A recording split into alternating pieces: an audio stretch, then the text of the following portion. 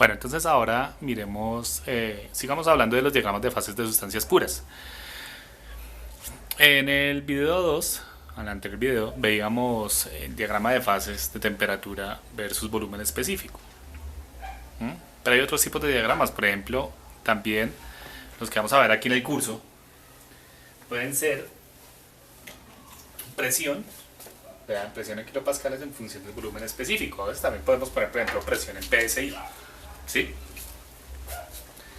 A ver, ese diagrama se llama presión en términos de volumen específico porque siempre es presión en el eje de temperatura en función de alguna propiedad específica de las que están en las tablas.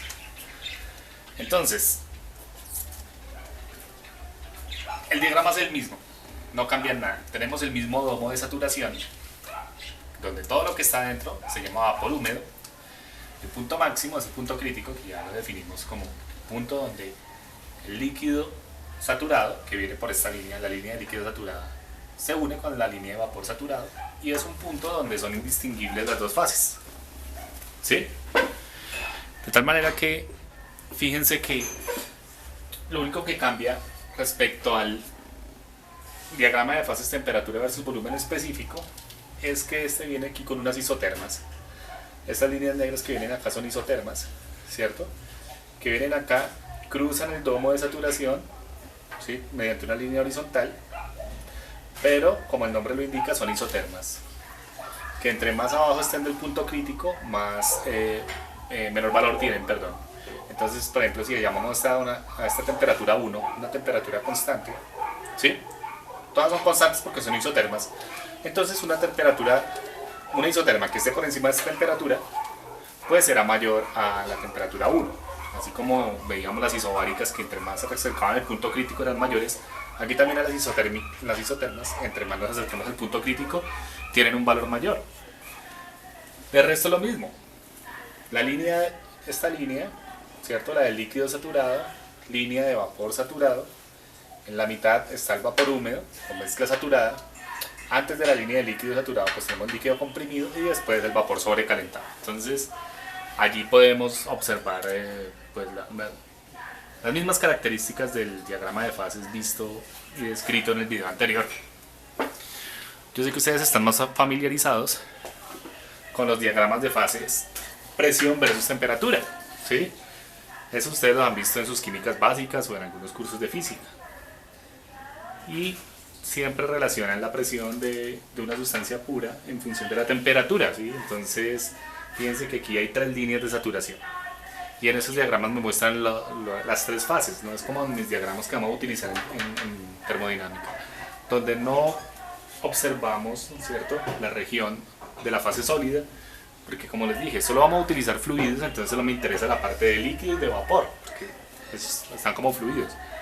Pero estos diagramas presión-volumen o temperatura-volumen son mucho más grandes, ¿sí? Tienen una parte sólida por esta parte y tienen una parte sólida aquí debajo.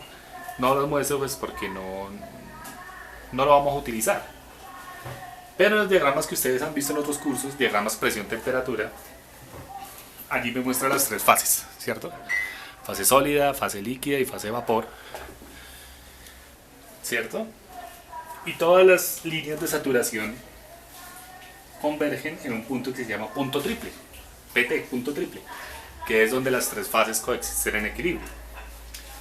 Aquí ocurren los cambios de fase que ustedes están acostumbrados a ver en sus cursos, ¿cierto? De sólido a líquido, fusión, de líquido a sólido, solidificación, de líquido a vapor, vaporización, de vapor a líquido, condensación, de sólido a vapor, sublimación, ¿cierto? Y al revés, entonces sería sublimación inversa. ¿Vale? Fíjense que aquí entre la fase de líquida o la región líquida y la región de vapor, ambos también vienen desde el punto triple, que es donde coexisten las tres fases en equilibrio, hasta el punto crítico. Este punto crítico en este diagrama de fases presión versus temperatura es el mismo punto crítico aquí en el máximo del domo de saturación. Es el mismo, ¿sí? Entonces este punto crítico pues va a tener aquí una temperatura crítica, ¿sí? Y aquí va a tener una presión crítica, que son los valores que ustedes encuentran en la tabla A1 para diferentes sustancias, ¿sí?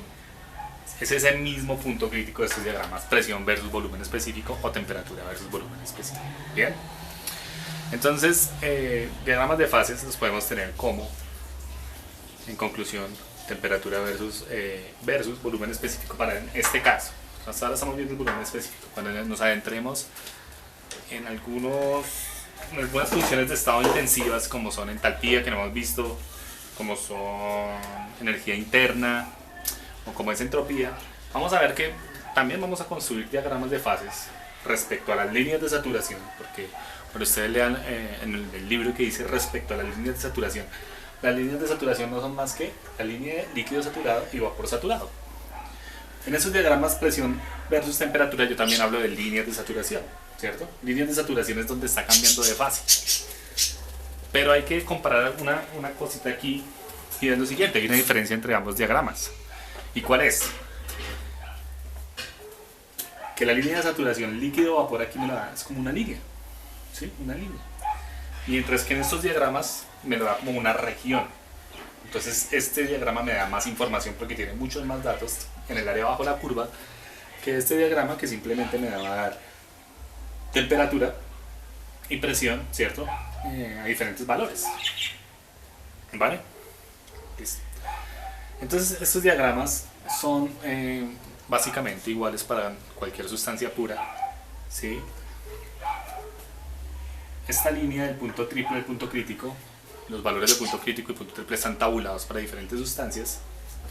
Esta línea de saturación sólido-líquido a veces es negativa o a veces es positiva. Tal como así es, como está ahí, la pendiente es negativa, ¿cierto? Tenemos una pendiente descendente, una pendiente negativa. Y eso ocurre, por ejemplo, en el diagrama de fases del agua. Ahí como está, yo podría decir, diagrama de fases del agua. ¿Y qué implica que esta línea, ¿sí?, de sólido-líquido de saturación sea negativa? Eso implica que la densidad del sólido, ¿sí?, estamos hablando del agua, entonces podríamos hablar del hielo. Eso implica que la densidad del sólido es menor a la densidad del líquido, ¿sí? Y eso yo lo puedo observar siempre y cuando esta pendiente sea negativa. ¿Y qué implica eso? Que si la densidad del sólido es menor a la densidad del agua líquida, entonces implica que el sólido va a flotar sobre el agua líquida, ¿cierto? Ya que su densidad es menor. Va a flotar por su densidad. Pero a veces esa línea no es negativa, sino que es positiva.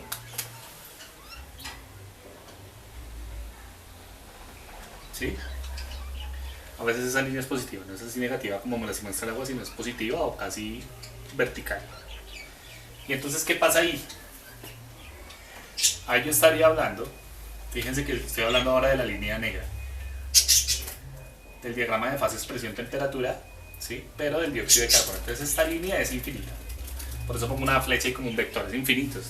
A presiones muy altas, por ejemplo el agua sólida tiene como 13, 14 tipos de hielo. ¿Sí? Si ustedes quieren adentrarse al estudio de los tipos de hielo que hay a mayores presiones, me consultan. Pero si esta línea es casi vertical o positiva, sería el diagrama del dióxido de carbono. ¿Y esto qué implicaría? Que la densidad del dióxido de carbono sólido, o sea que el sólido, el hielo seco, se dice hielo seco cuando está por debajo del punto triple, es mayor a la densidad del dióxido de carbono líquido, ¿sí? Y eso me lo da la pendiente, ¿vale? Eso implica entonces que el hielo, como dióxido de carbono sólido, hielo seco, no va a flotar, sino se va a sumergir por debajo del líquido del dióxido de carbono, ¿vale? Entonces fíjense que aquí lo que uno estudia son cambios de fase, ¿sí? Aquí, de aquí a allá, yo les había dicho que si este diagrama de fases es, por ejemplo, del agua, o sin importar otra sustancia, yo he hecho ejemplos con el agua, obviamente. Pero si es otra sustancia como un refrigerante, va a tener la misma forma el diagrama de fases. Va a tener su líquido comprimido, su zona de líquido comprimido, su zona de vapor húmedo y su zona de vapor sobrecalentado, ¿sí? Si estamos hablando del agua, pues ya les dije. Por donde me sitúe en líneas horizontales, estoy estudiando ¿qué? El equilibrio de fases líquido, vapor. ¿Sí? ¿Dónde se da ese equilibrio de fases si hablo del agua en el otro diagrama? ¿Sí? Que son las líneas azules para el agua, por ejemplo. No el dióxido de carbono era la negra, pero para el agua. Aquí. Este mismo equilibrio de fases ocurre aquí sobre la línea líquido-vapor. Entonces, si yo estoy estudiando estas flechas, eso es lo que yo estoy estudiando acá. ¿Vean? Tengo agua líquida en equilibrio de fases con el vapor. ¿Sí? Aquí podríamos establecer otro equilibrio. Sólido-vapor. Y aquí podríamos establecer el equilibrio agua sólida, vapor de agua. ¿Sí? Bien, entonces ustedes dirían que uno extrae más información de acá. Pues claro, tiene la parte sólida, líquido y vapor. Pero en realidad nosotros utilizamos porque me interesan son los fluidos, me interesan son los líquidos, ¿sí? Me interesa la zona de saturación, me interesa ese cambio de fase a diferentes condiciones. Y en el siguiente video les estaré explicando cuáles de esas condiciones se van a dar y qué información yo puedo extraer de las tablas.